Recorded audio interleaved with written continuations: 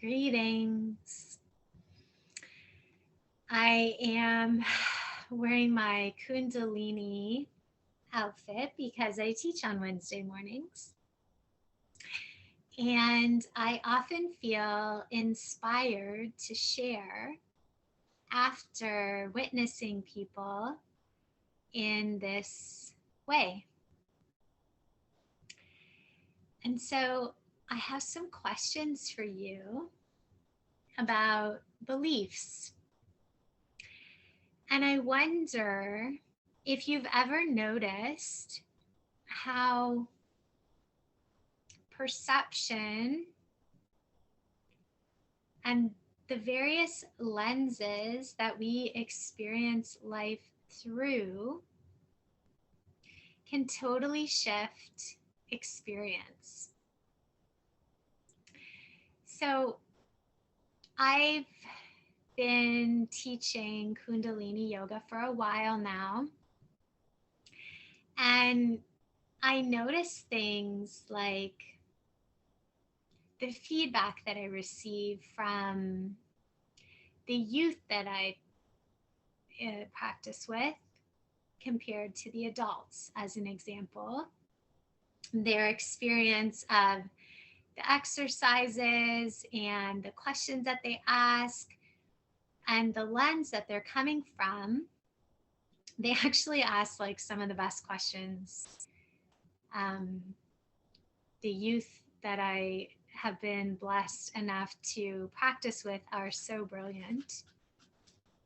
Anyway, and hi, sweetie. It's Jyoti. Hi. It's really nice outside, so he's probably watching the birds and he wants to go out and play with them on his harness and leash. Anyways, so I wonder, have you ever had an experience where, you know, there's a group of people doing the same thing? It could be an activity, an exercise, a meditation, a test even, or even just like watching a movie. And how varying the experiences can be. Like someone loves the movie. Someone was like, that was the worst movie ever. Someone was like, oh, I love that meditation. Someone else was like, that was so hard. And yet we're all in it together doing the same thing. Yeah. And I mean, I'm sort of the type of person who likes to sit with those things in meditation and be like, And I get, you know, we all have our own experience. Maybe I exercise a lot, so certain things are easy for me. Or maybe I have a deep meditation practice, so I can sit like this for 18 minutes without any discomfort. Whereas other people would be like, after 2 minutes, like, oh my gosh, this hurts, this blah. Yeah. Or some of us have really busy minds that want to hook us and pull us into a state of emotion about the experience. And this is the part that I like to dive into, because as a Kundalini yoga teacher, we do a lot of interesting things like the Kriya we did today. We were scrunching up our nose so that our lip comes up and then breathing like that for a few minutes, and then clawing like lions. And then one of my favorites, stretching out the tongue and then clapping.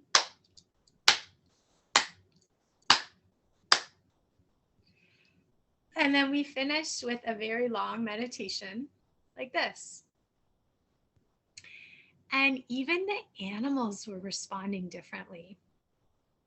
That's the part that really gets me curious. So my cat loves to practice with me, and he'll often sit on my lap when I'm teaching. And so we're doing this one. And he gets up, looks at me, and goes elsewhere to watch me from a distance. One of the other people's dog just laid there relaxed the whole time. And someone else's dog was like, oh, it's playtime. Oh, yeah, mom, let's do this thing. And I've had a lot of different experiences. Like I guide yoga nidra, guided meditation that's very restful, and a lot of people find it quite soothing. And animals tend to really enjoy it as well. And I've had people say to me, like, oh, my cat loves your voice because my cat never does this with me. And something in my heart was like, I don't think it has anything to do with me. I think it's how you respond to me that your cat can feel. And so, what I find so interesting is that where we are coming from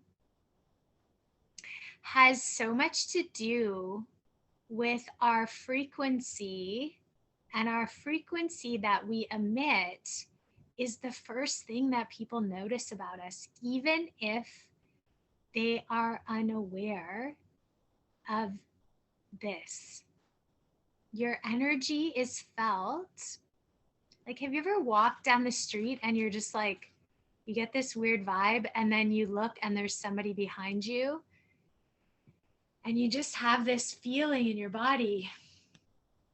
Or you feel someone that you're drawn to, that you desire to be around, and like when they leave, you almost feel like sad. Like, you can feel people's energy and it shifts when they come and go.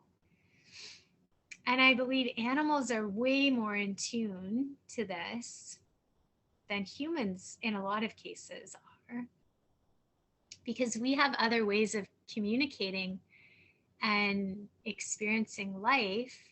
We have these like complicated brains. Anyways, I digress, and I've been pinballing all around here. But the real point of why I made this video is how much of all of this has to do with our beliefs about ourselves, about others, about our experiences, and our connection with faith.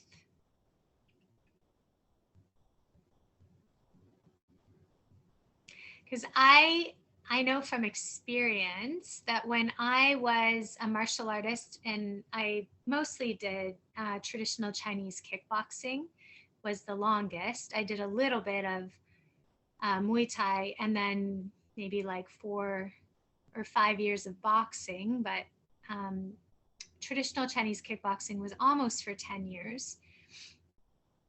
And we pushed our bodies hard, and we would go past the threshold all the time.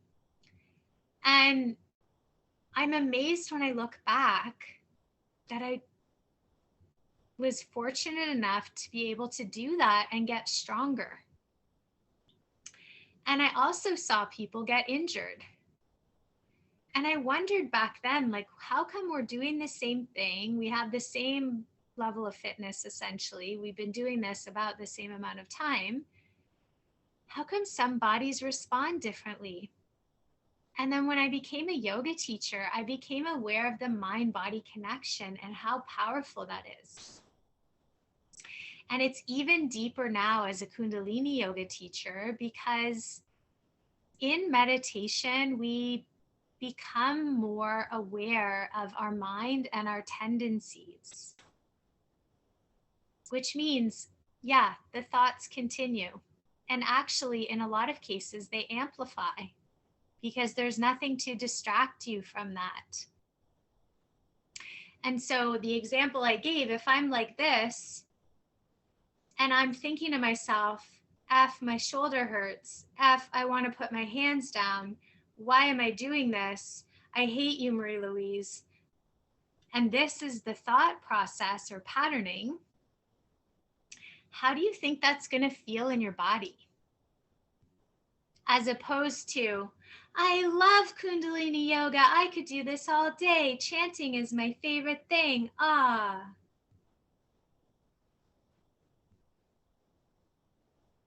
And I'm not saying one is right or wrong, because we're all on different points of the spectrum, and that can change.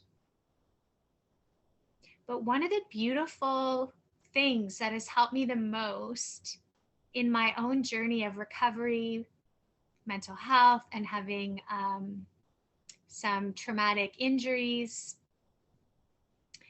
from an event that happened a few years ago is what you believe leaves a deep groove, like, I'm going to date myself, like in a record, an LP. Yeah. And if you keep putting the needle on the groove, you're going to hear the same song. But if you shift the needle over, there might be a different frequency there. There might be a new song for you to listen to.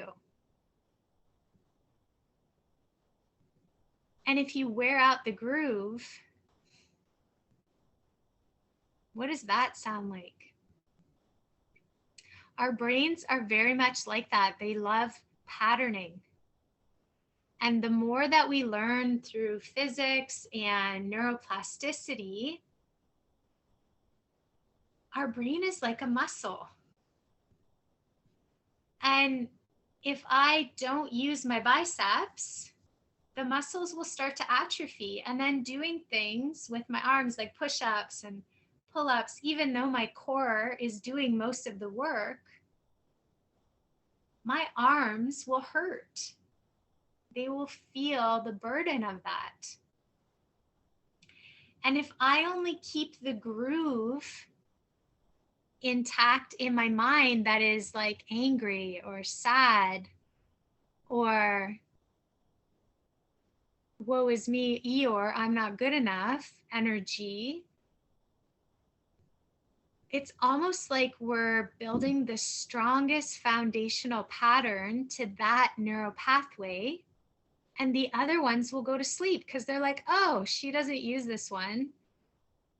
Why would we waste our energy? Because human beings are all about the path of least resistance. If you don't use it, you lose it. But as soon as you go back to it, like, have you ever been really good at a language and then you stop speaking that language and then you get immersed in the culture again, and all of a sudden you're like, oh my gosh, all these words are coming back. Where did this come from? That part of us just gets dormant because it's not being used, like the clothes in the back of your closet that you never wear and you forgot about. So go shopping in your closet.